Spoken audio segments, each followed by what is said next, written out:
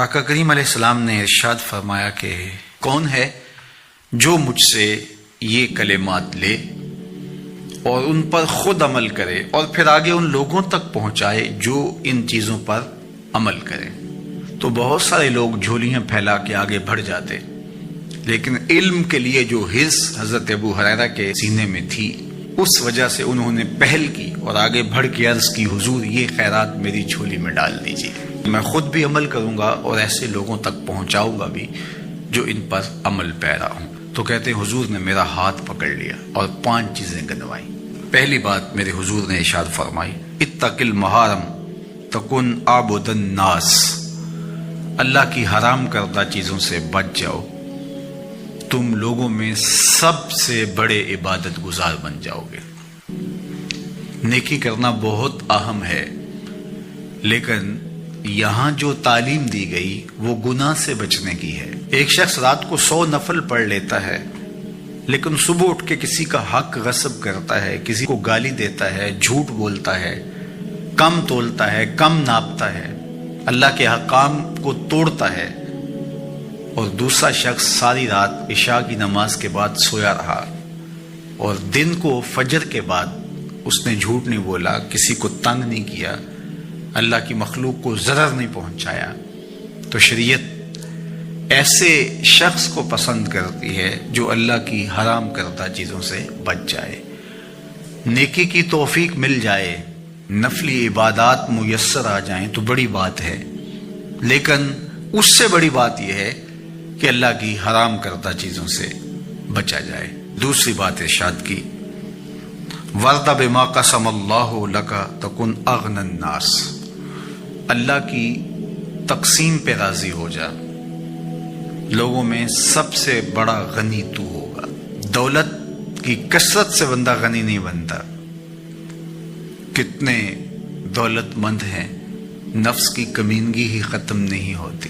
تو غنی اس وقت بندہ بنے گا جب اللہ کی تقسیم پہ راضی ہو گیا، اللہ نے جس حالت پہ رکھا اس حالت پہ خوش ہے کہ میرے مالک نے مجھے جو دے دیا یہ میرے لیے اس نے مناسب جانا، تو بس میں اس پہ راضی ہوں، میں اس پہ خوش ہوں۔ اور اگر انسان یہ نہیں چاہتا اور نہیں کرتا تو جہاں بھی ہوگا وہ مطمئن نہیں ہوگا۔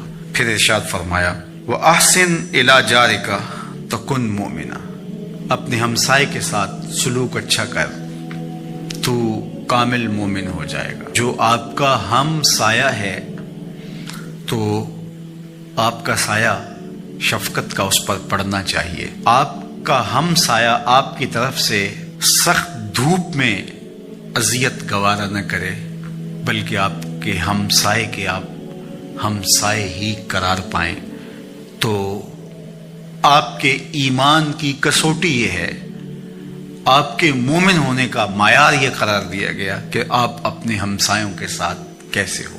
چوتھی چیز، وَأَحِبَّ لِلنَّاسِ مَا تُحِبُّ لِنَفْسِكَ تَكُنْ مُسْلِمًا، اگر تم کامل مسلمان بننا چاہتے ہو تو جو اپنے لیے پسند کرتے ہو تمام مخلوق کے لیے وہ پسند کرو۔ اب کوئی شخص یہ مزاج اپنی طبع میں راسخ کر لے تو معاشرے کے اندر شر، فساد، بدامنی، کسی کے حقوق کو غصب کرنا، کسی سے زیادتی کرنا، کسی کا برا چاہنا، سب کچھ ختم ہو جائے گا، اور یہ معاشرہ جنت نظیر بن جائے گا کہ جو ہم اپنے لیے پسند کرتے ہیں وہ ہم اپنے دوست کے لیے، بھائی کے لیے، ہمسائے کے لیے، عزیز کے لیے، رشتہ دار کے لیے پسند کریں۔ اور 5ویں بات، وَلَا تُكْثِرِ الضِّحْكَ فَإِنَّ كَثْرَةَ الضِّحْكِ تُمِيتُ الْقَلْبَ، ابو ہریرہ زیادہ ہنسا نہ کرو، زیادہ ہنسنے سے دل مر جاتا ہے۔ مسکرانا تو سنت ہے، مسکرانا حضور کی عادت تھی، جس کی تسکین سے روتے ہوئے ہنس پڑے، اس تبسم کی عادت پہ لاکھوں سلام۔ مسکرانے کے بعد اگلا مرحلہ دہک کا آتا ہے، لیکن دہک کبھی کبھی حضور سے صادر ہوا، اور کہا یہ حضور علیہ السلام سے صادر نہیں ہوا، تو کہے سے منع کر دیا گیا۔ دہک کبھی کبھی ہو اور تبسم آپ کی زندگی میں شامل ہو۔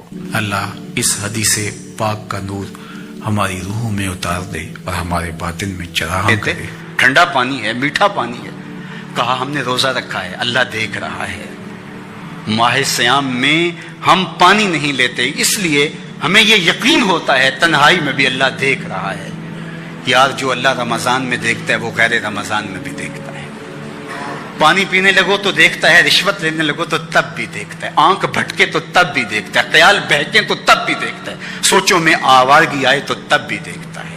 یہ یقین تمہارے ساتھ اگر جڑ جائے کہ تمہارا رب تمہیں دیکھ رہا ہے تو پھر گناہ کرنا مشکل کیا ناممکن ہو جائے گا۔ ان اللہ خبیر بما تعملون، اور جو تم کرتے ہو تمہارا رب اس سے باخبر ہے۔ مت سمجھنا کہ وہ دیکھ نہیں رہا، تم کو چھٹی دے رکھی ہے تو اس کا یہ مطلب نہیں ہے کہ تم اس کی پہنچ سے باہر ہو یا اس کی نگاہوں میں نہیں ہو۔ تمہارے ایک ایک لمحے کو وہ دیکھ رہا ہے، ایک ایک ساعت کو ملاحظہ کر رہا ہے۔ بند کمرے ہوں یا مخفی غاریں، تم جہاں بھی داد عیش دو تمہارا رب تمہیں دیکھ رہا ہے۔ کالے پہاڑ کی گہری غار میں چیونٹی چلتی ہے تو اس کے ننھے اور مہین پاؤں سے سینہ سنگ پر جو لکیر بنتی ہے تمہارا رب اس کو یوں دیکھتا ہے جیسے دیوار چین کو دیکھتا ہے۔ تو کیا وہ تمہارے اعمال کو نہیں دیکھتا؟ تمہارے ایک ایک عمل کو، تمہارے ارادے کو، تمہاری آنکھوں کی خیانت کو، تمہارے دل کے ارادے کو دیکھتا ہے۔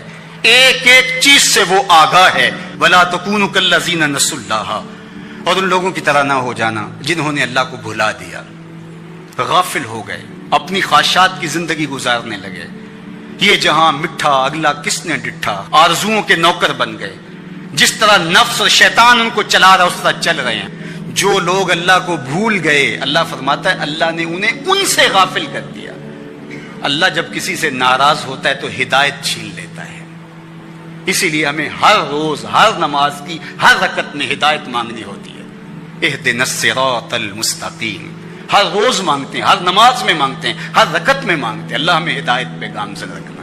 اللہ جب کسی سے ناراض ہوتا ہے تو ہدایت کے دیے بجھ جاتے ہیں، اندھیروں میں بھٹکنے لگتا ہے، شیطان اس کو دھوکے میں مبتلا کر دیتا ہے، اسی زندگی کو مقصود زندگی سمجھ لیتا ہے، اس شراب کو آب حیات سمجھ لیتا ہے، جس کو یہ بھی نہ پتا ہو کہ میں ہوں کون، میں کہاں ہوں، میرا مقصد زندگی کیا ہے، مقصد حیات کیا ہے۔ کھانا پینا اور لذتوں کا حصول یہ تو چوپائے بھی کرتے ہیں، تو اشرف المخلوقات کاہے کا ہے۔